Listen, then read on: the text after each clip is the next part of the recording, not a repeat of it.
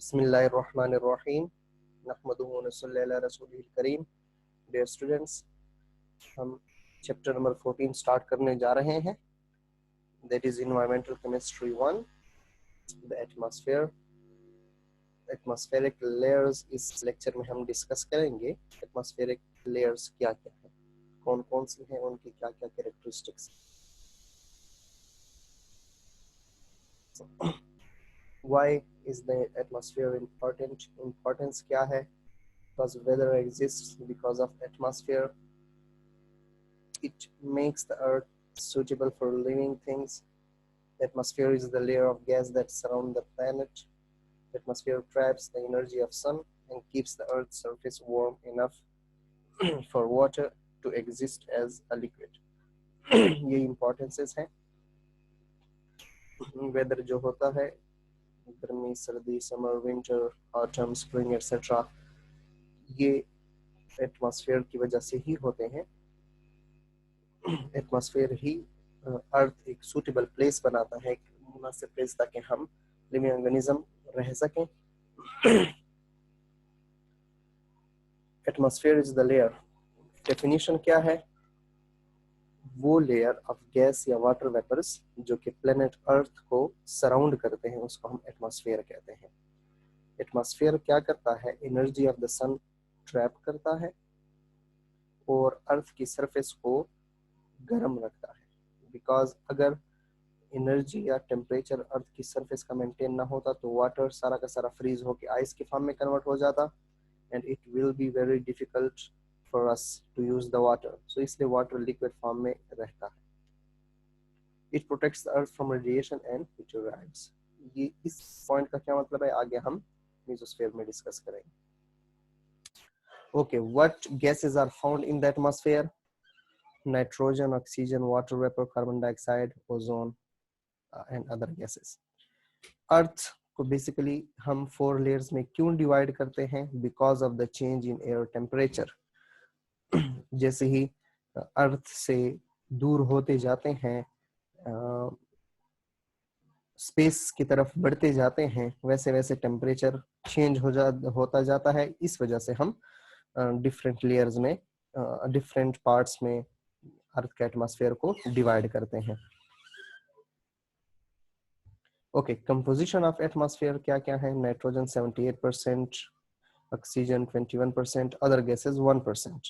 Other gases में कौन कौन सी आती है? Argon, carbon dioxide etcetera. इनके परसेंटेजेस भी गिवन है। इसके अलावा वाटर भी होता है, याद रखें, रिमेंबर। लेकिन वाटर की कंसंट्रेशन कांस्टेंट नहीं होती। क्यों भला? वाटर की परसेंटेज क्यों कांस्टेंट नहीं होती? क्योंकि ये वेदर के साथ चेंज होने के साथ साथ वाटर की कंसंट्रेशन भी चेंज होती रहती है। कभी इस बारिश के बाद वाटर की कंसंट्रेशन एटमॉस्फेयर में ज्यादा हो जाती है, गर्मियों में कम होती है, सर्दियों में ज्यादा हो जाती है, similarly fog etcetera. So that's why water की परसेंटेज यहाँ पर मेंशन नहीं है, because water variable percentage show करता है। वाटर की परसेंटेज कंटेंट एटमॉस्फेयर में इंक्रीज और डिक्रीज और चेंज होता रहता है। लेयर्स ऑफ एटमॉस्फेयर क्या कौन कौन से हैं? Troposphere, stratosphere, mesosphere, thermosphere. फिर थर्मोस्फेयर के फिर 2 types, ionosphere and exosphere. Okay, troposphere की क्या क्या कैरेक्टरिस्टिक है? ये वो एरिया है, वो जगह है जहां पर सारे के सारे ऑर्गेनिजम्स लिव करते हैं, सारे ऑर्गेनिजम्स रहते हैं। Most important layer for living thing है, क्योंकि इसमें 80% एटमॉस्फेयर की जो एटमॉस्फेयर में जितनी एयर मौजूद है उसका 80% ट्रोपोस्फेयर में पाया जाता है। ठीक है, almost all water vapours, atmosphere में जितने भी वाटर वेपर्स है सारे के सारे ट्रोपोस्फेयर, यानी बाकी लेयर्स में भी है, लेकिन बाकी लेयर्स में उनकी परसेंटेज या कंसंट्रेशन उतनी ज्यादा नहीं है। ऑलमोस्ट ऑल 99% या 98% जो वाटर वेपर्स हैं वो ट्रोपोस्फेयर में पाए जाते हैं। ये वाटर वेपर्स फिर वेदर प्रोड्यूस करते हैं। ठीक है, for example rain, clouds etcetera, climate को डिटरमाइन करते हैं। इसकी थिकनेस क्या है, कहाँ से स्टार्ट है? 9 से 16 या 0 से लेट्स से 0 से 10 किलोमीटर या 15 किलोमीटर प्लस माइनस ये वेरी करता है। जमीन से अगर आप स्टार्ट करें, जमीन एज एन ओरिजिन कंसीडर करें, 0 किलोमीटर से स्टार्ट करें, चलते जाएं तो 10 या 15 किलोमीटर तक ऊपर जाते जाते जितना फासला है वो ट्रोपोस्फेयर में हमने डिवाइड किया है, ठीक है। दैट इज कॉल्ड ट्रोपोस्फेयर, यानी 0 से लेकर 10 या 15 किलोमीटर तक। As altitude increases the in the troposphere, the temperature decreases. याद रखें, जैसे हम ऊपर हाइट गेन करते जाते हैं, स्पेस की तरफ मूव होते जाते हैं, तो वैसे वैसे टेम्परेचर डिक्रीज होता जाता है। क्यों? क्योंकि हमेशा याद रखें temperature is direct proportional to number of particles या number of molecules. As we know that, जैसे ऊपर हम हाइट गेन करते जाते हैं तो एयर मॉलिक्यूल्स की कंसंट्रेशन कम होती जाती है, ठीक है। तो उसी वजह से प्रेशर भी कम होता जाता है और टेम्परेचर भी कम होता जाता है। तो जैसे हम हाइट गेन तक करते जाते हैं, ऊपर चलते जाते हैं, बढ़ते जाते हैं, तो उस तरह से एयर मॉलिक्यूल्स की कंसंट्रेशन कम होती जाती है, उनका प्रेशर कम होता जाता है और उनका टेम्परेचर भी कम होता चला जाता है। इसलिए पहाड़ों की चोटियों पर, K2 माउंटेन पर जो है ना बहुत ज्यादा सर्दी होती है, टेम्परेचर बहुत कम हो जाता है, इवन 0 डिग्री सेल्सियस या बिलो 0 डिग्री सेल्सियस तक भी चला जाता है। ये एक डायग्राम है। लेट्स से अर्थ से लेकर 10 या 15 किलोमीटर तक ये जो एरिया है जहाँ पर एरोप्लेन मूव करते हैं, ट्रेवल करते हैं, क्लाउड्स बनते हैं, ठीक है, और वेदर चेंज होता है, गर्मी सर्दी बहार खज़ां वगैरह, ये इसी एरिया में होता है, ठीक है, ट्रोपोस्फेयर में होता है। उसके बाद फिर स्ट्रेटोस्फेयर स्टार्ट हो जाता है, उसको हम डिस्कस करते हैं। ऑलमोस्ट 40 किलोमीटर थिक है, ठीक है, यानी ऑलमोस्ट 10 से लेकर या 15 से लेकर प्लस माइनस 40 तक चला जाता है, ठीक है। ट्रोपोस्फेयर के अबव लाई करता है। याद रखें किलोमीटर जो है आपके बुक में डिफरेंट है, डिफरेंट आर्टिकल्स में डिफरेंट मिलते होंगे, कोई खास स्पेसिफिक पैमाना नहीं है कि जो है ना उन्हें जस्ट डिवाइड किया है कि इतने किलोमीटर से इतने किलोमीटर तक ट्रोपोस्फेयर होगा, इतने किलोमीटर से इतने किलोमीटर तक। तो आपने फोकस उस पे करना है जो आपकी बुक में मेंशन है, ठीक है। जो किलोमीटर, जो रेंज आपकी बुक में मेंशन है, आपने उस पे फोकस करना है, ठीक है। बुक में जो रेंजेस गिवन है, ठीक है, कि troposphere extend from this to this kilometre, from 0 kilometre to 12 kilometre या 15 किलोमीटर, ठीक है। Okay, large planes travel through this layer just above the clouds. हाँ, ट्रोपोस्फेयर में भी ट्रेवल करते हैं प्लेन्स, एंड स्ट्रेटोस्फेयर में भी करते हैं, ठीक है। कुछ जो हमें दिखाई देते हैं कि बहुत ऊंचे ऊंचे जहाज होते हैं, ठीक है, तो वो बेसिकली स्ट्रेटोस्फेयर में ट्रेवल करते हैं, जो लार्ज प्लेन्स होते हैं। Because air is thinner at this altitude, so planes encounter less friction there and can therefore fly faster and use less fuel, ठीक है। क्योंकि स्ट्रेटोस्फेयर में एयर की कंसंट्रेशन बहुत कम होती है, ठीक है, बहुत कम, लेकिन इनफ होती है ताकि उसमें जो है ना एरोप्लेन्स ट्रेवल कर सकें। सो वहां पर ज्यादा यूजफुल होता है लार्ज प्लेन्स को ट्रेवल करने के लिए, क्योंकि वहां पर एयर फ्रिक्शन बहुत लेस हो जाती है, मिनिमाइज हो जाती है, ठीक है। और इसी वजह से लेस एयर फ्रिक्शन की वजह से वो बहुत फास्टर, बहुत तेजी से फ्लाई करते हैं, ट्रेवल करते हैं, और फ्यूल भी लेस कंज्यूम करते हैं, ठीक है। उनको कम खर्चा लगता है और जल्दी पहुंच जाते हैं। क्योंकि एयर फ्रिक्शन कम होती है, एयर मॉलिक्यूल्स कम होते हैं, कंसंट्रेशन एयर की कम होती है, दैट्स व्हाई वो तेजी से फ्लाई करते हैं, जल्दी पहुंच जाते हैं, तो फ्यूल भी लेस कंज्यूम होता है। ओके, इस लेयर में ओजोन पाया जाता है, ओजोन लेयर पाया जाता है, ठीक है। ओजोन लेयर क्या है भला? ये वो लेयर है जो कि अल्ट्रावायलेट रेज एब्जॉर्ब करता है सन से, और हमें इन अल्ट्रावायलेट रेज से, इनके हार्मफुल इफेक्ट्स से, लाइक स्किन कैंसर से, मुख्तलिफ डिजीजेस से हमें प्रोटेक्ट करता है। इसको नेक्स्ट लेक्चर्स में काफी डिटेल से डिस्कस करेंगे। We have separate topic on this, we have separate topic in this chapter, ठीक है। ओजोन लेयर का सेपरेट टॉपिक है, तो हम वो डिस्कस करेंगे। Ultraviolet rays heat the atmosphere and the further from the earth the higher the temperature. ठीक है, अल्ट्रा वायलेट रेज बेसिकली बहुत ज़्यादा डेंजरस हैं, एटमॉस्फेयर को भी हीट करती हैं, तो जितने रेज दूर होंगे उतना ही अच्छा रहेगा। ठीक है, और the further from earth the higher the temperature जितना अर्थ से दूर होंगे उतना ही ज़्यादा टेम्परेचर होगा। ठीक है, हाँ, ओके। स्ट्रेटोस्फेयर ऑलमोस्ट 20 किलोमीटर से लेकर 50 किलोमीटर तक। ठीक है, यानी डिफरेंस अगर जाना है तो 40 किलोमीटर थिकनेस है, 20 से लेकर 50 किलोमीटर तक स्ट्रेटोस्फेयर है। इसी में ओजोन लेयर पाई जाती है, इसी में जो है ना अल्ट्रावायलेट रेज एब्जॉर्ब कर लिए जाते हैं और हमें उनके बैड इफेक्ट से बचा लिया जाता है। मेसोस्फेयर थर्ड लेयर है, ऑलमोस्ट ये भी 40 किलोमीटर थिक है।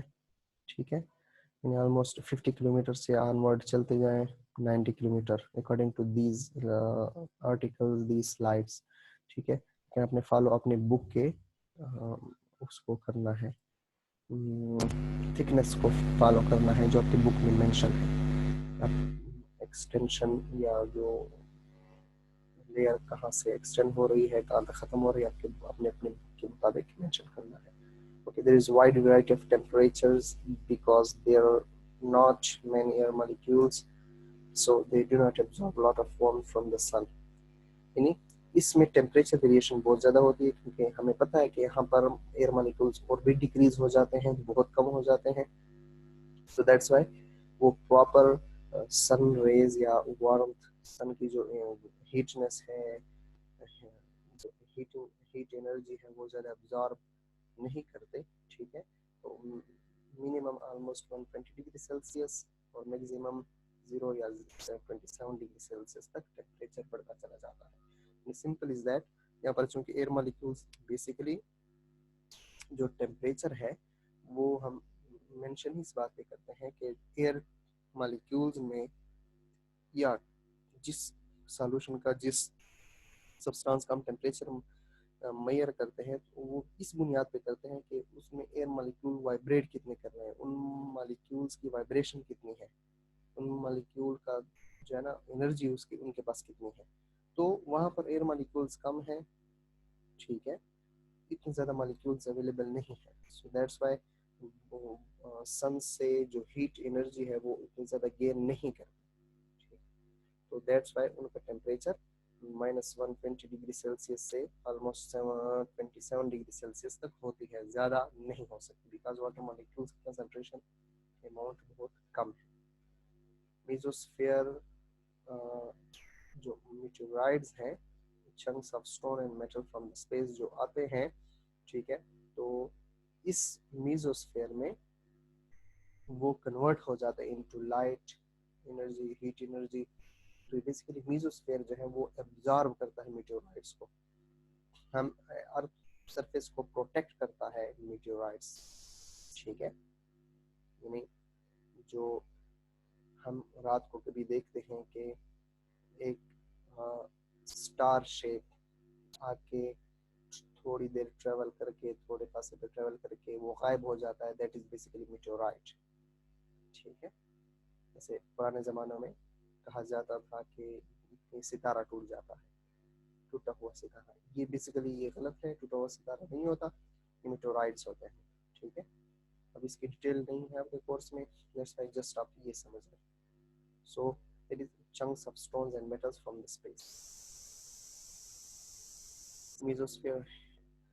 ओके, शूटिंग स्टार, ठीक है, इंग्लिश में इसको शूटिंग स्टार कहते हैं। ये मेसोस्फीयर में जो है, मेसोस्फीयर ही होता है जो हमें इन मीटियोर से प्रोटेक्ट करता है। The trail of hot glowing gases is the meteor burning up in the mesosphere layer। जब मीटियोर आ जाता है तो ये मेसोस्फीयर जो है उन पार्टिकल्स को, उनकी हाई एनर्जी को कन्वर्ट करता है लाइट एनर्जी और गैसेस एनर्जी और गैसेस में कन्वर्ट करता है। ठीक है, तो basically trail of heart glowing gases है, जो कि जैसे मीटियोर में आ जाता है, ये सॉरी जैसे मीटियोर मीजोस्फीयर में आ जाता है तो बर्न हो जाता है, ठीक है, ग्लो कर जाता है, बर्न हो जाता है, खत्म हो जाता है। जैसे ये मीजोस्फीयर है ऑलमोस्ट 50 से 80 या 85 या 90 किलोमीटर तक,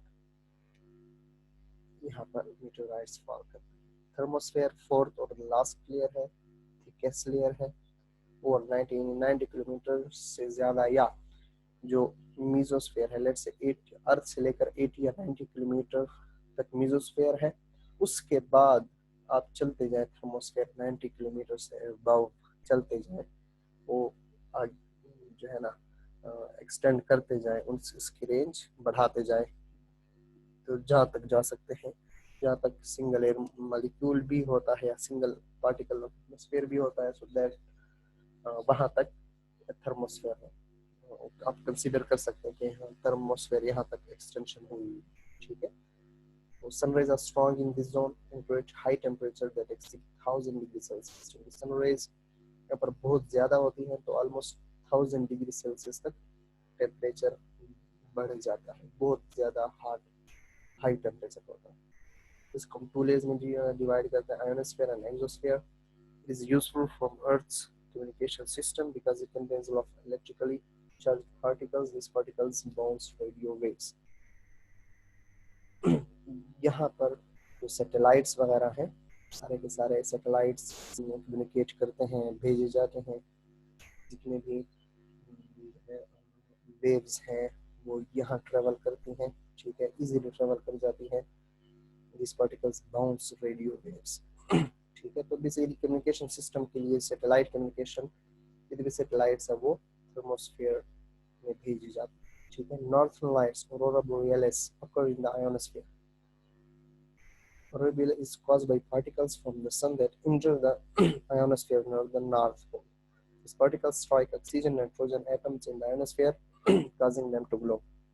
Basically, नॉर्थ पोल की तरफ जो आयोनोस्फेयर है, यानी जो थर्मोस्फेयर को हम डिवाइड करते हैं आयोनोस्फेयर और एक्सोस्फेयर में, वहां पर जैसी सनराइज स्ट्राइक करती है और ऑक्सीजन नाइट्रोजन के एटम को टच करते हैं, उनको स्ट्राइक करती हैं, ब्रेक करती हैं, तो इसकी वजह से एक ग्लो बन जाता है, एक रोशनी, एक शुआ बन जाती है, शाइनिंग बन जाती है। इस शाइनिंग को, इस रोशनी को हम ऑरोरा बोरियलिस कहते हैं, ठीक है। नॉर्थर्न हेमिस्फीयर या north pole of the earth में जो आयोनोस्फीयर है उस तरफ, वहां पर ऑक्सीजन नाइट्रोजन एटम्स होते हैं, तो जैसी अर्थ रेज आती है, स्ट्राइक करती है इन मॉलिक्यूल्स को, इन एटम्स को, तो उनसे एक ग्लो प्रोड्यूस हो जाता है। इस ग्लो को हम ऑरोरा बोरियलिस कहते हैं, ठीक है। ये पिक्चर्स हैं कैसे नॉर्थ पोल की तरफ ऑरोरा बोरियलिस नजर आता है, ठीक है। इस किस्म की फिनोमेना या ग्लो प्रोड्यूस हो जाती है, रोशनियाँ पैदा होती चली जाती है, ठीक है। तब होता है it occurs year round, but that doesn't mean you will be able to see it. The best time to see the north light is in December to March when the nights are longest, ठीक है। Colors may vary from night to night, yellow, orange, green, red, etc. Similarly, the aurora borealis occur along ring-shaped region around the north and south geometric poles. Just extra information आपकी book में इतनी ज़्यादा detail नहीं है, तो आपकी book में जितना है सिर्फ डेफिनेशन ही है जो प्रीवियस स्लाइड में डिस्कस कर चुके हैं, उस डेफिनेशन को आपने याद करना है, बाकी डिटेल ये जस्ट एक्स्ट्रा इंफॉर्मेशन, ठीक है। ओके, एक्सोस्फीयर ये outer layer of the thermosphere है, सैटेलाइट इसमें पाए जाते हैं, एनोस्फीयर में पाए जाते हैं, इसमें भी पाए जाते हैं, ठीक है। So that's all enough for today. आज मेरी तबीयत खराब थी और आई थिंक लेक्चर बनाना भी ज़रूरी था, so that's why. I hope इंशाल्लाह आपको समझ आ गई होगी, सिंपल वे में समझा चुका हूँ। तो नेक्स्ट टाइम इंशाल्लाह काफ़ी डिटेल से समझाऊँगा। सो टिल देन, अच्छा दूसरा, अगर किसी को समझ ना आए या किसी को ज़रूरत पड़े कि काफ़ी डिटेल से मज़ीद मुझे एक्सप्लेन करने की ज़रूरत है, सो काइंडली मुझे बता दीजिएगा। मैं ये मेरी तबीयत सेट हो जाएगी इंशाल्लाह, तो उसके बाद मैं काफ़ी डिटेल से मज़ीद पढ़ाऊंगा, एक एक चीज़ को डिस्कस करूंगा, बुक और उसको, ठीक है। टिल देन चूँकि बीएड के पेपर स्टार्ट होने वाले हैं, सो दैट्स वाई मैंने जल्दी जल्दी वीडियो बना दी। आई होप इंशाल्लाह आपको समझ आ गई होगी, नहीं तो फिर मुझे बता दीजिएगा। Till then take care of yourself, अल्लाह हाफिज़।